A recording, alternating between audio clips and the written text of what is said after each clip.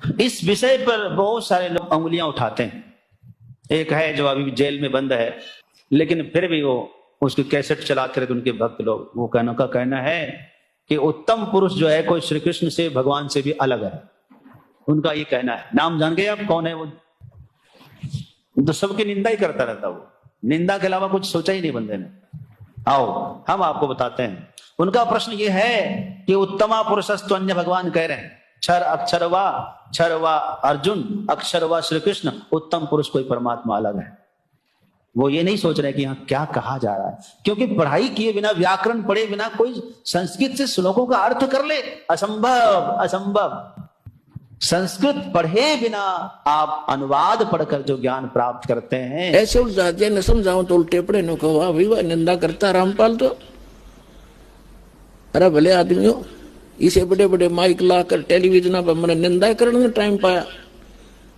ऐसा मूर्ख हूं मैं कि मैं निंदा करूं, अपने कर्म बिगाड़ू। परमात्मा कहते हैं तिनका कबू ना नी दिए, जो पायो तले हो और कभी उड़ आखन पड़े पीर घडेरी हो। हम तो तिनके की निंदा नहीं कर सकते, इतना पाप लगे हमारे को। लेकिन जो परमात्मा ने डंडोरा पीटा था, सच्चाई कहा था ढोल के डंके पे, आज सेवादास को मिली है। और आखिरी सांस तक जमाऊंगा तो सांस तक पे निकल जाओ। अब इसको कोई निंदा समझता है तो उसने भांग पी रखी है या कति अनजान आदमी है। अब यहाँ गीता जी अध्याय नंबर 15 के श्लोक 16 में लिखा है कि इस संसार में सरपुरुष और अक्षर पुरुष ये दो प्रकार के पुरुष हैं, प्रभु हैं। और इनके लोकों में ये स्वयं भी नाशवान और इनके अंतर्गत जितने प्राणी हैं उनके वो भी नाशवान, लेकिन जीव आत्मा किसी की नहीं मरती।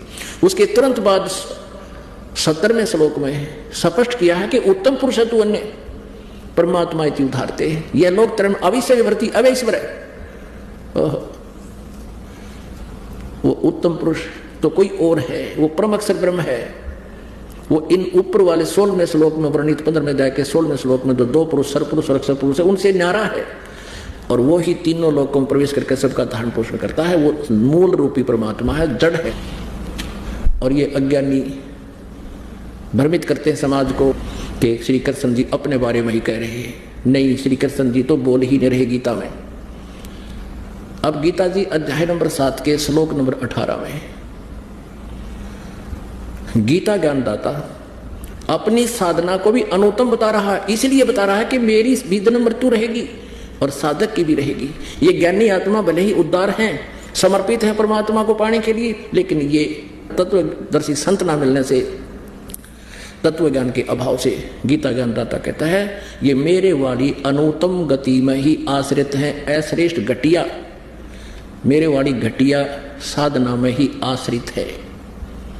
इसलिए गीता जी अध्याय नंबर 7 के श्लोक नंबर 18 में गीता ज्ञानदाता अपनी साधना को भी अनुत्तम बताता है। इसलिए वो गीता जी अध्याय नंबर 18 के श्लोक नंबर 62 में कहता है कि तू सर्वभाव से उस परमेश्वर की शरण में जा, जिसकी कृपा से तू परम शांति को और सनातन परम धाम को प्राप्त होगा। गीता जी अध्याय नंबर 8 के श्लोक नंबर 7 में गीता ज्ञानदाता कहता है कि मेरी भक्ति करनी है तो युद्ध भी करना पड़ेगा, मेरी साधना कर और युद्ध भी कर। यहां शांति नाम की वस्तु नहीं है। इसलिए 8वें अध्याय के 8, 9, 10 श्लोक में कि उस परम अक्षर ब्रह्म की साधना करनी है तो उसको प्राप्त होगा।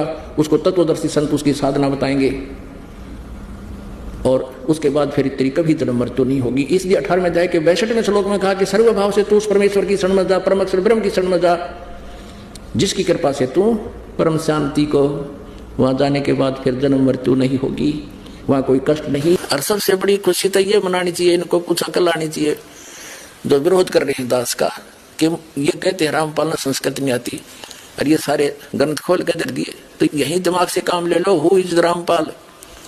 ये रामपाल दास उस परम पिता का, उस परमेश्वर कबीर देव का दास है। उसकी दी हुई बुद्धि से सब संत ग्रंथों को समझा है।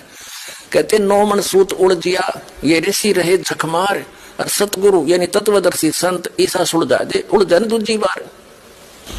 अब ईसा सुलझा दिया है, इस कलयुग में नहीं उलझ सकता है। अब ये थोड़े से दिन में ये ट्या करने वाले ना विरोधी सिर पटक कर बैठ जाएंगे। जनता है ना, बोलने नहीं देगा। बच्चा भी बस तो हो जाओ, तेरे दिन सुन ली तुम्हारी ये बकवाद है। अरे सामने प्रमाण दिखा रहा है, दास ने गला पड़ा दिया और जेल तक जा लिया इस सच्चाई को ऊपर लाने के लिए, और ये फिर भी बकवाद कर रहे हैं। इस दास ने तो न्यौछावर कर रखा है जीवन परमात्मा के लिए। परमात्मा के बच्चों तक इस तत्व ज्ञान को पहुंचा कर छोड़ दूंगा, चाहे कुछ भी बीतो मेरे साथ। मन में बहुत सी बातें आती हैं।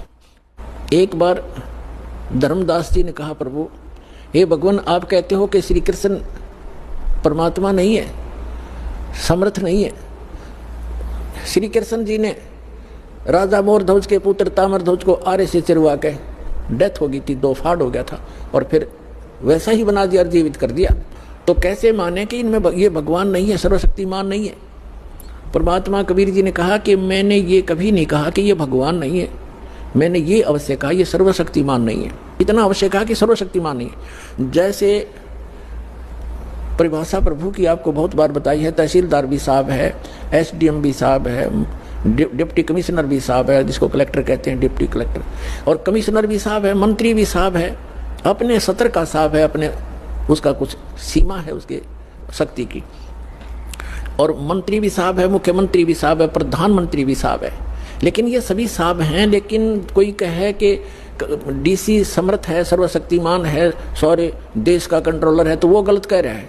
अब जितना वो साहब है, जैसे कोई एक मंत्री को और प्रधानमंत्री बताता है राज्य के मंत्री को, तो वो उस प्रोसीजर से वो परिचित नहीं है, इसलिए एक मंत्री भी अपने सत्र का लाभ दे देता है, लेकिन जो प्रधानमंत्री लाभ देगा वो ना मुख्यमंत्री दे सकता।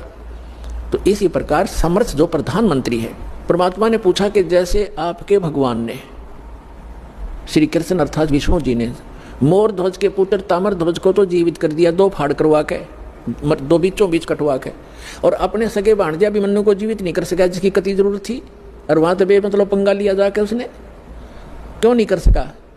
पांडवों का कुलनाश हुआ था, श्री कृष्ण रोए था, उसकी बहन रोए थी, 5 पांडव रोए थे, उसको क्यों नहीं जीवित कराया? जब 18 वर्ष की आयु में मर गया था।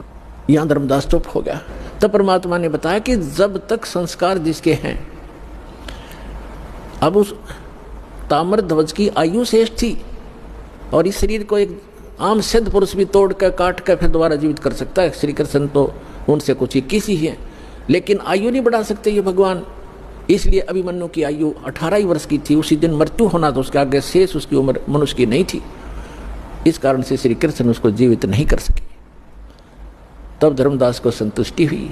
तब परमात्मा ने कहा था कि समर्थ का शरणागहो रंगोरी हो, और कबू ना हुआ काज राम रंगोरी हो। और ऐसी ऐसी तो बहुत से संत भी सिद्धियां रखते हैं जो मुर्दे को जीवित कर सकते हैं, लेकिन उनकी आयु नहीं बढ़ा सकते, किसी सूरत में नहीं बढ़ा सकते। आयु की वृद्धि केवल परमात्मा पूर्ण ब्रह्म कर सकते हैं। मासा घटे ना तिल बधे, विदना लिखे जो लेख, और सच्चा सतगुरु मेट कर ऊपर मार दे मेघ।